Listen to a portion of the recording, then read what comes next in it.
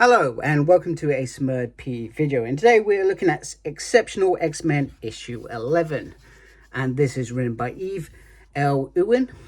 Artist is Federica Manchin. Noah Woodard is on the colors, and letters by VC's Travis Lanham, and I apologize if I said any names wrong. So the gang are walking through the park.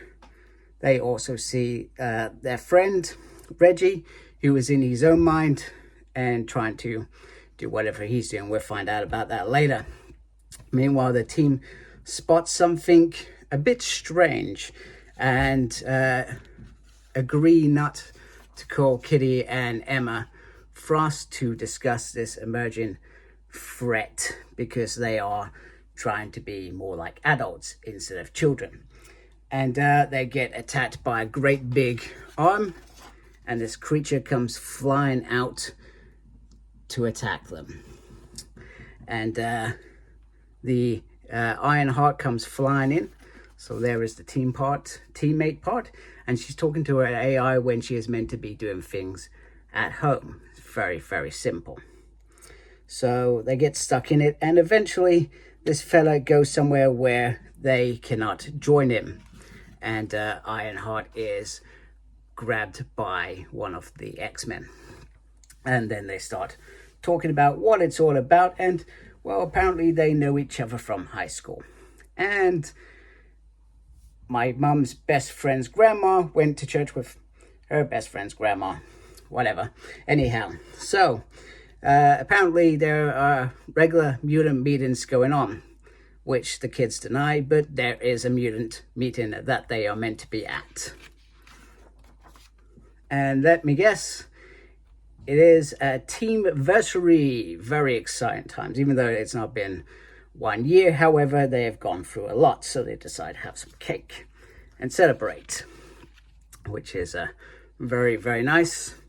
However, then they start going into debate about the kids going up against that villain that we saw earlier in the book, and how Ironheart helped them. And then it's a choice of, why didn't you call me? And then it's an argument, should they be X-Men, should we be leaving them, or should they be coming to us still? So it's very difficult, and Kitty Pryde sort of says it shouldn't have happened to us as well. So a bit of trauma going on there in terms of we should never have gone through it.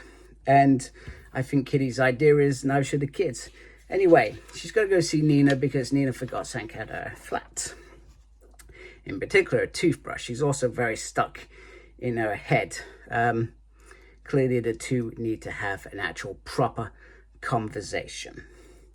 Meanwhile, Ironheart is doing the investigation, and it appears that this thing wasn't created by the monster we saw earlier, called Tank. I think it's Tank. However, he did find it, and however, it does suck people in that are temporarily sensitive or connected to it.